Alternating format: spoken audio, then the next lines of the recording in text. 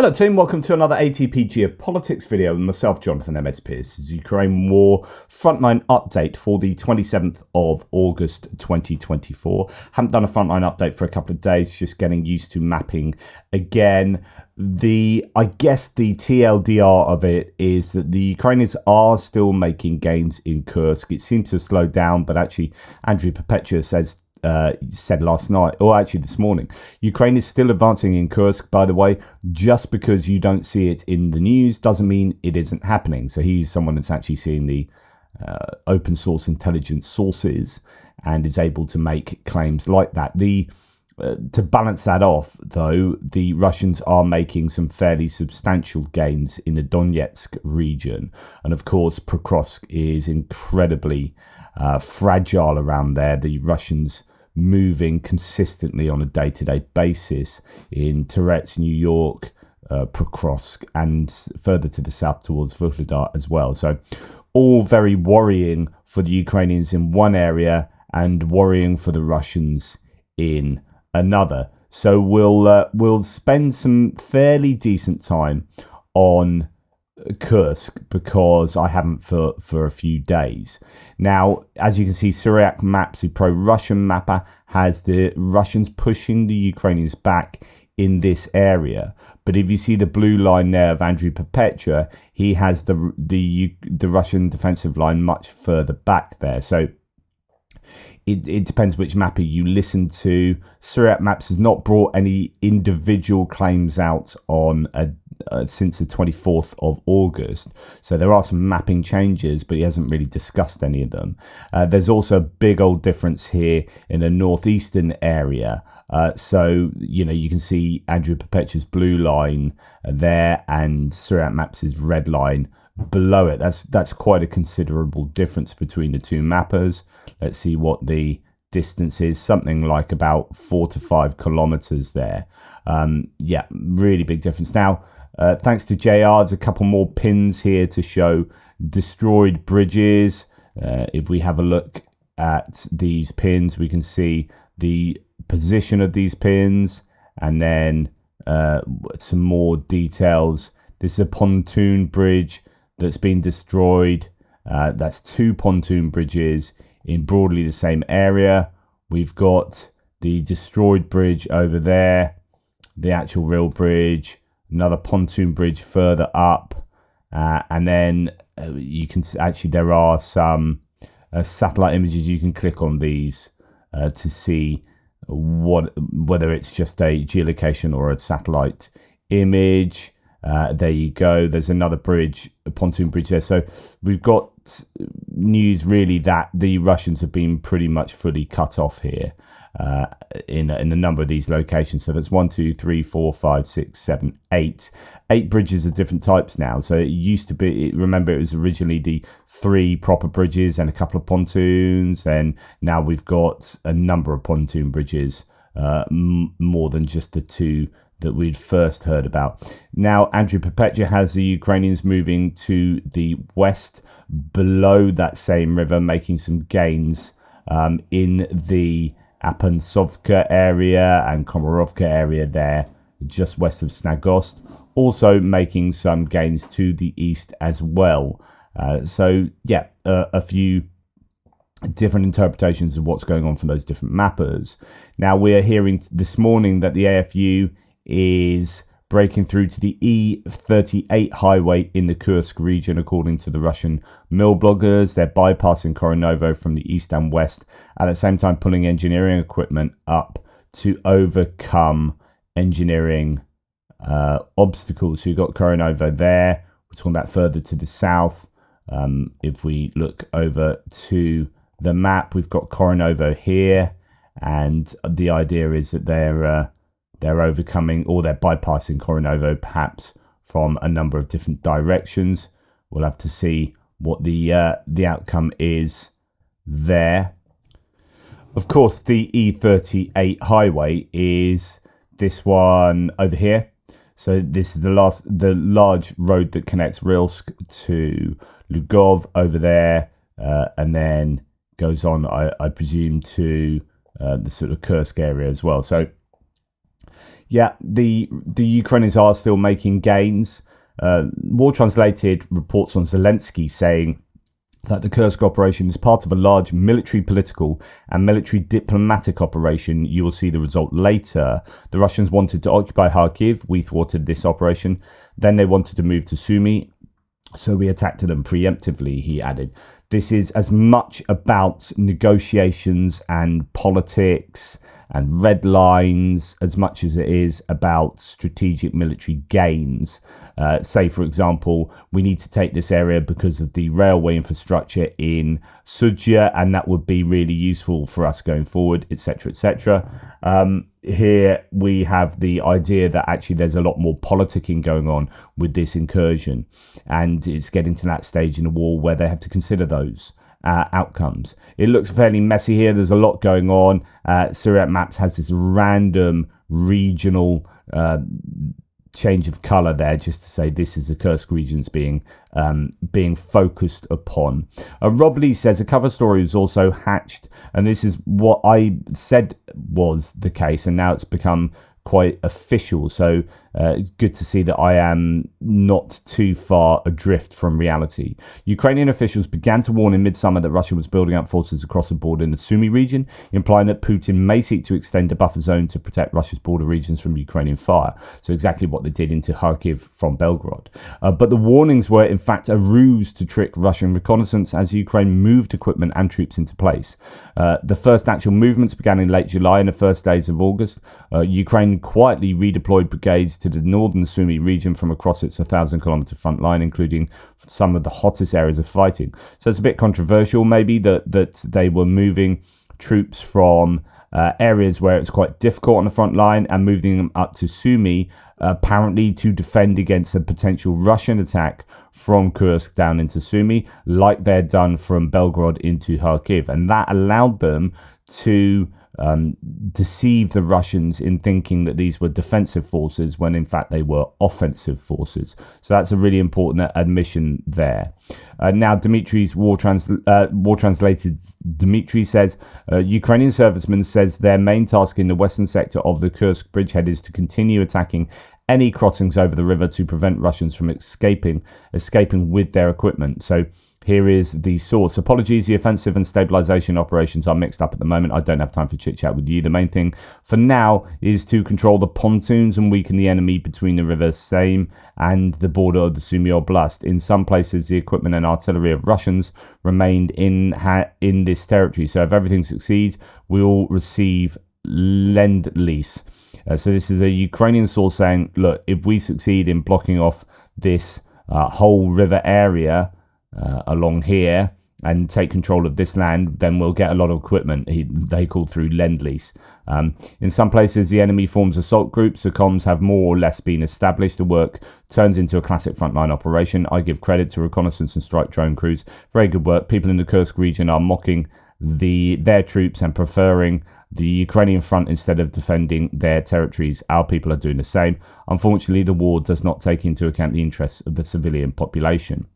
And then we're going to look at a few maps and some claims from NOR reports starting from yesterday. So according to Russian forces, fighting has been ongoing in Spalnoye and Krupets, while they claim Borky has been recaptured from the Ukrainians. No visual confirmation has been given for each of these claims, and according to our information, Spalnoye and Borky remain under Ukrainian control, while Krupets is contested. So this is to go to the east here, where we have Spalnoye there and Krupets over here, and Borky just there. The claim is from some that Borky has been retaken, I think it's Borky, by the Russians, but no reports is denying or saying that there's no evidence of that yet. Spalnoye and Borky remain under Ukrainian control while Krupets is contested. So this is the idea that is contested. So that's grey area. Of course, Syriac Maps has this all firmly in Russian control, including Borky and Spalnoye, whereas no reports saying Spalnoye and Borky, as far as he knows, are still under Ukrainian control. And of course, actually, Borky is the only one that Andrew Perpetua has under Ukrainian control there. So that is a claim from Null Reports. Then goes on to look at another bit of mapping and says Russian sources confirm that Ukrainian units have entrenched near Nechayev and Nizhnaya Praravaya, east of Malaya Lochnia in the Kursk region. Okay, so Malaya Lochnia is up here. If you remember, there's a prison there that was taken by the Ukrainians. So this is Malaya Lochnia. Andrew Perpetua has the Russians push much further back to the north here, as talked about previously. This is Nechayev there, and some of these areas that are being contested, as according to Null Reports in this, and they've entrenched in Nechayev. So it could be that that there is some fierce fighting over that particular settlement. But this is already denied by several other Russian sources. So depending on who you listen to concerning these, there's lots of footage coming out. Akhmat fled in panic during a Ukrainian advance to avoid capture. That's some video footage of supposedly confirming that. Then we've got Sergei Bratchuk confirmed the 810th Brigade of Crimean Marines. So the 810th were operating around Kherson after their successful rotations on the left bank. So that's scapegoat successful. They didn't do a very good job there. They were redeployed to the Kursk front. Here they quickly received a deserved thrashing from HIMARS, and many soldiers ended up in captivity. This is a so-called heroic struggle from the Sevastopol Marines. Lies and defeat on all fronts. It has to be said the 810th also did capture some Ukrainian vehicles as well. So they did do a much better job initially up in Kursk than they were doing down in Kherson. Okay, lots of talk about red lines. Now we go to the Snagost direction here. So according to the Russian blogger Rebar, the Ukrainians hold presence in a place called Byakovo and Vnezapnoye, with the latter already confirmed by other sources. He adds that a similar situation with the Ukrainian presence is developing near Viktorovka, which is next to Byakovo. The area in Aqua is highly likely to be controlled by the Ukrainians. So let's go and have a look at some of these places. This is now going over to the west over here by Snagost, sorry. So we're talking about this. That's Byakovo, which is under control of the Ukrainians, as according to both mappers, and indeed down south in that other mentioned location as well. Moving to the west, just seeing if there's any other. Yep, there's another bit of mapping here from the Koronovo direction. Also, according to Rebar, the Ukrainians have managed to gain control over Matvivka, which we already had confirmed. He reports an unclear situation near Zhuravli. We have it Ukrainian controlled. He added the Ukrainian deep reconnaissance groups are very active north of the settlement. So that is now going back to Koronovo over here, this area, Koronovo, and Matvivka there, supposedly under Ukrainian control. Moving to other settlements around that area. Zhuravli is the other one, which is deep into Russian territory, as according to Soviet maps, but not according to Andrew Perpetua, that has the Russians pushed far back in this area. So a difference of opinion there. Actually, Andrew Perpetua is supported more by what Rebar is saying there. So there you go. Okay, so lots of changes. What else can be noted? Roundabouts in Kursk are being restored. So Ukrainian flag on a roundabout with strong yellow colours there. And then we'll look at today's latest thread. So Kursk operation, a driver of a Striker armoured vehicle named Kucher from the 82nd Air Assault Brigade shared his experience about the initial days of breaking through the Kursk border.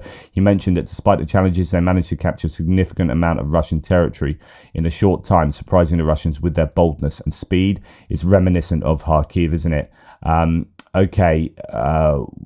We have Russian forces get rewarded for holding the line in Malaya Lochnia, which they've lost, and they appear to be getting medals for that. According to Russian sources, there is a battle ongoing on the Russian border near Nekotivka in the Belgorod region. Right, we're hearing quite a lot about this today.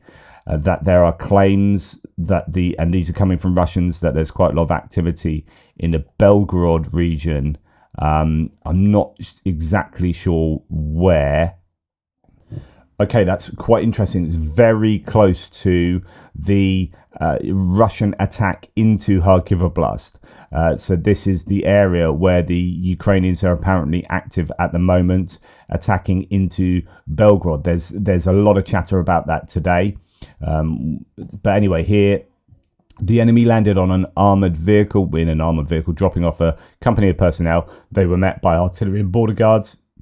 So we'll see if anything develops about that, but quite a few people talking about Belgorod today. Additional confirmation that Russian sources are saying that battles are ongoing at the Nekotivka checkpoint at the Belgorod border. The Ukrainians with 8 armoured vehicles approach the border with Belgorod region. The battle with the Russian border guards is going on near that settlement. Preliminarily, the enemy has 8 armoured vehicles and up to 60 military. When approaching the border, they were repulsed by artillery and aviation, but those sheltering in a forest belt continued to fire. Their hitting checkpoints started moving around 8 a.m. So the idea there is that the Russians repelled them initially, but they are still fighting.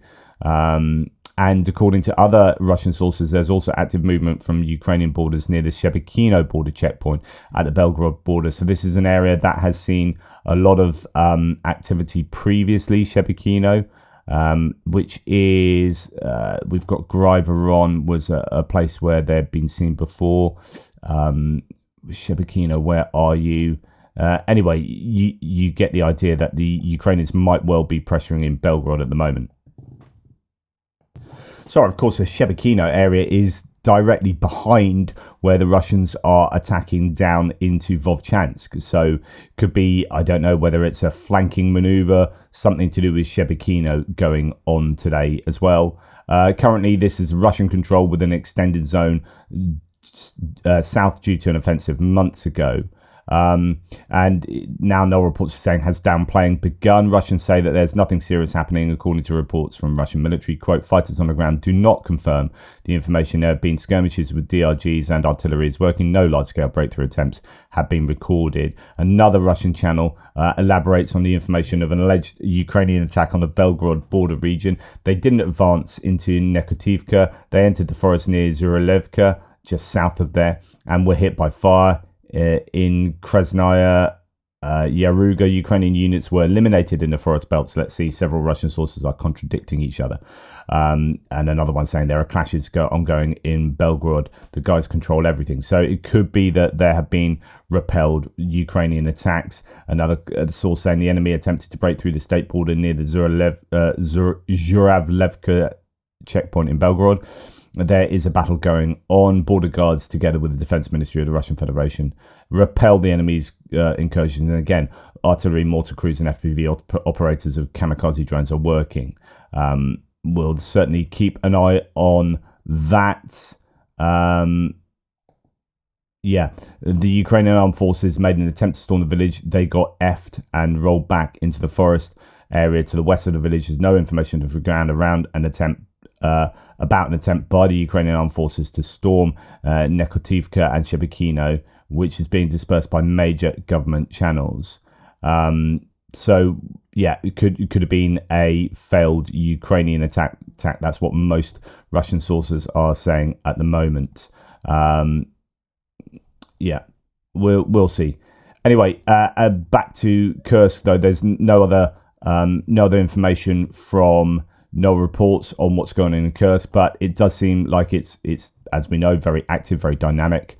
Lots of advances, small advances here and there that are seeming to take the odd village and field and whatnot. It's certainly slower than it was, obviously at the beginning of the incursion, but they are still, as Andrew Perpetua said, still making those advances. At the same time, the Russians are digging in. So geospatial analysis, says Tatarigami from Frontintelligence Insight, reveals that Russian forces continue to build defensive lines in the Kursk region, located south and southwest of the Kursk nuclear power plant in Kurchatov.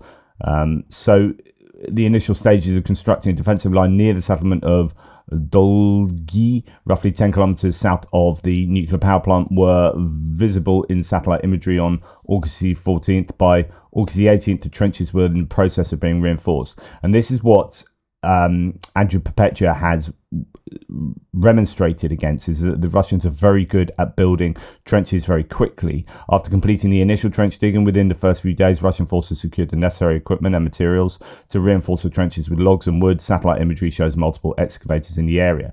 Really frustrating. The Ukrainians much slower at doing this. So this is all in these areas. You got Kurchatov nuclear power plant area there, and these are the trench lines being built just south of there.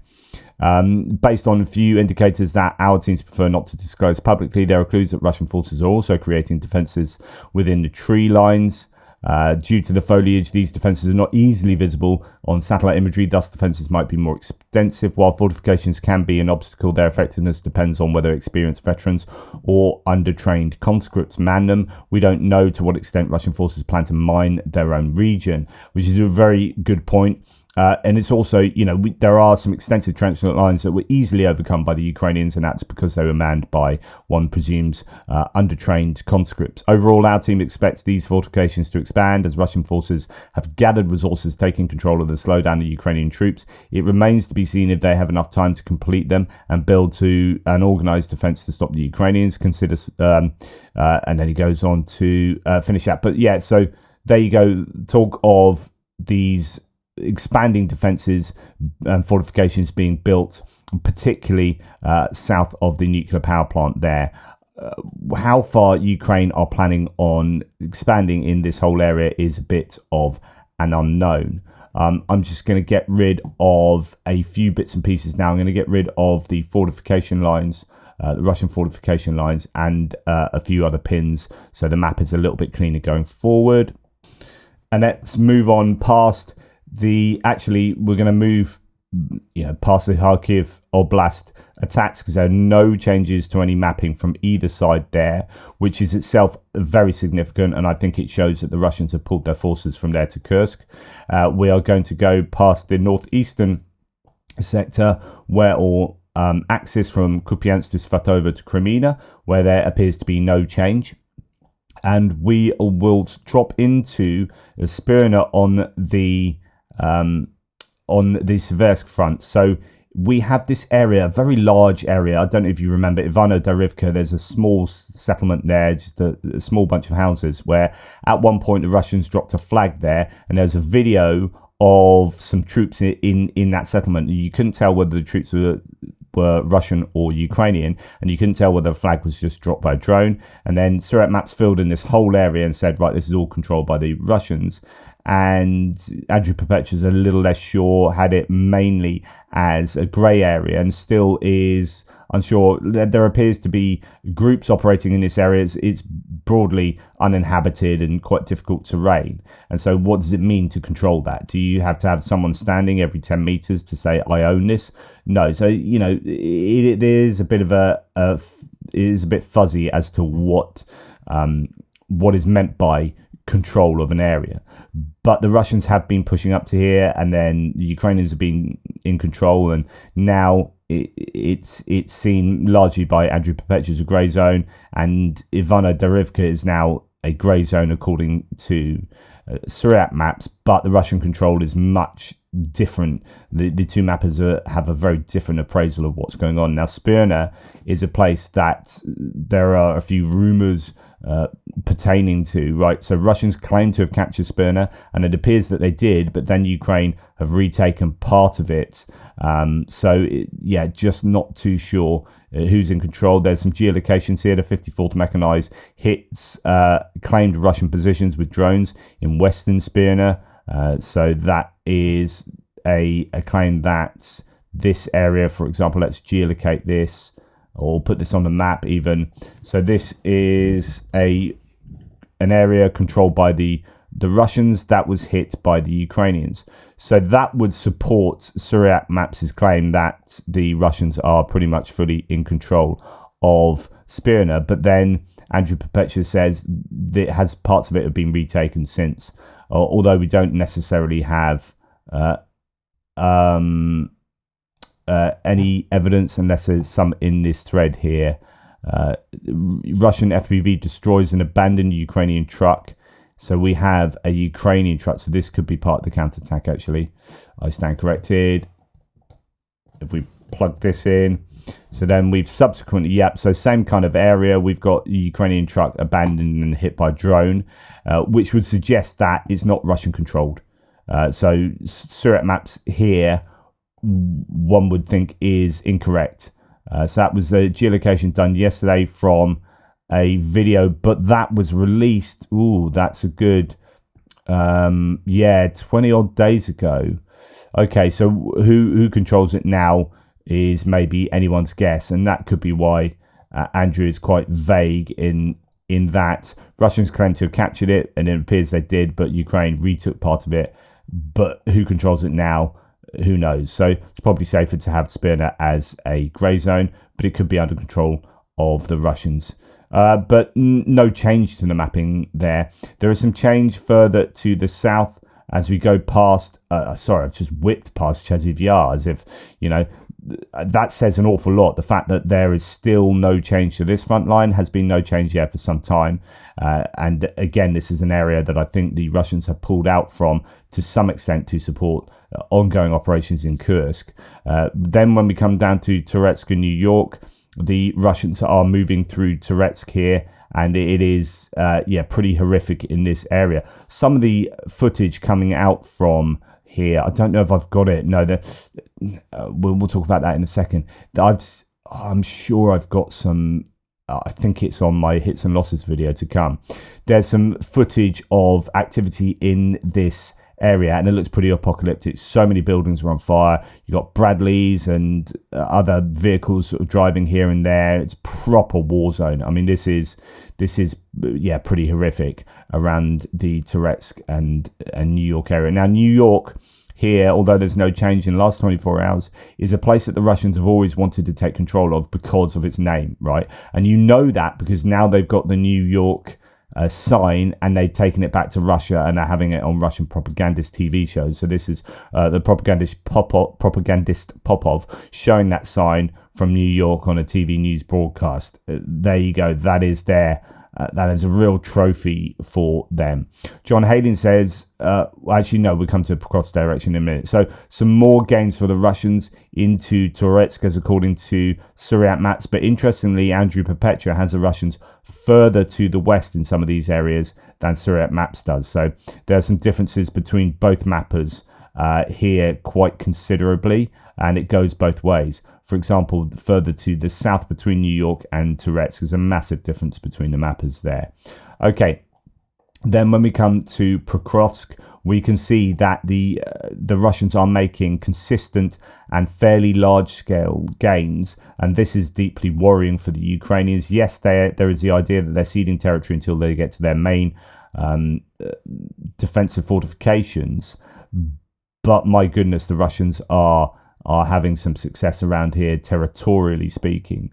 John Halen says in a fortification update for Pokrovsk, with the claimed fall of Krasny and Kryty Yar, the Russians have now moved the fight into the last solid line of fortifications before Pokrovsk and Mironrad. Both Ukrainian and Russian sources have claimed Russians have taken the villages. Russians are also moving southwards towards Kalinove and Karlivka, flanking the Vovcha River line fortifications and attempting to open up the E50 highway. Russia might believe it needs the E50 for further exploitation of the situation in the salient. So here we have some fortifications. We've got Pokrovsk over here. You can see that some of these major fortifications might well have already been taken by the Russians, and if that is the case, then that's deeply worrying, because one of the rationales for the Russians, for the Ukrainians allowing the Russians to take territories to fall back to these fortifications. It's unclear exactly what the most major line of fortifications is. There is a line that the Russians haven't yet met, but they are getting there. And this is all a bit of a worry, because if these fortifications fall, then Pokrovsk is a major hub that is already under an awful lot of pressure, and that's a real worry for the Ukrainians. The E50 highway here has already been interdicted around Mikhailivka. This shows a new gain for both mappers, expanding the Russian control all the way down here. In fact, Andrew Perpetua has it more generous for the Russians around here than the Ukrainians, and it was than Suriyat map, sorry. And these lines were all the way back here. So these are really significant gains, according to both mappers, in all of this area. The Russians are moving far too quickly here for my liking. And it's interesting that they stopped further up to north here, Nova Alexandrivka, and further down this direction, because they were advancing quite niftily towards this T0504 highway that connects Pokrovsk to Konstantinivka. They seem to stop there, or the Ukrainians have stopped them there, and it appears that they're having much more joy going southwesterly, in the southwesterly direction, and getting to that major highway, moving into positions that are really threatening Pokrovsk. Very worrying there. And another worrying area is on this highway between Konstantinivka and Vuhledar towards Vodjanye. So I've talked about how this highway has been interdicted near Vodjanye, but up at Konstantinivka, the Russians making further advances, as according to Suriyat maps, into Konstantinivka. This is another Konstantinivka, not the one up north that we were just talking about. But this is a much smaller town, but it is very important. It holds a key, arguably, to Vuhledar. If Konstantinivka falls, Karakova becomes more vulnerable, as the Russians will be able to move much more freely in a westward direction along this highway, and also be able to move down this road to take Vuhledar. So this is very worrying, and the Russians are having some success there, as according to Suriyat maps. So it is an interesting time in this war where the Ukrainians are still plugging away in Kursk. We're unsure as to how far they're going to go and how many resources they are going to deploy there. Are the Ukrainians trying something out in Belgorod today? All the while, the Russians are making advances in the Pokrovsk region that I think are now very worrying, because it looks like some of those fortifications have been compromised.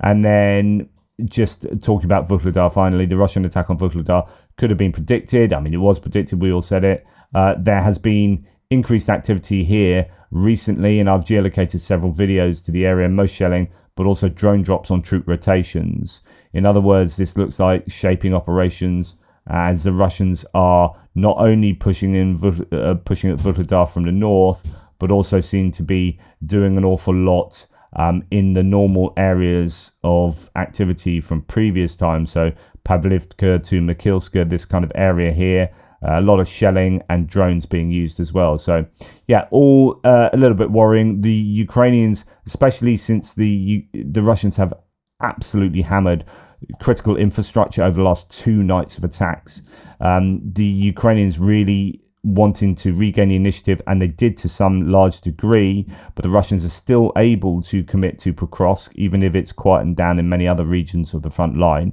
So there's some success in many different metrics for the Kursk operation. The question is, okay, what now, and what did the Ukrainians do about the advancing in the Donbass, as the Kursk operation doesn't seem to have slowed that down, and that you would have thought would have been one of the main objectives there. But Ukraine are going to be also busy trying to get their indigenous weaponry up to capacity in terms of manufacture, so they can hit air bases and continue to hit oil depots and hydrocarbon infrastructure to see if they can cripple the Russian economy, and will, without doing that directly on the front lines in a nutritional manner that will unfortunately, any kind of maneuvers on the front line will cause deaths of the Ukrainians, whereas sending missiles and drones into Russia will not cause deaths of Ukrainians, at least not prima facie. So anyway, we'll have to see how it all develops. I think we're in a really critical point of the war right now. We really are. Anyway, let me know what you think. Take care, and I'll speak to you soon.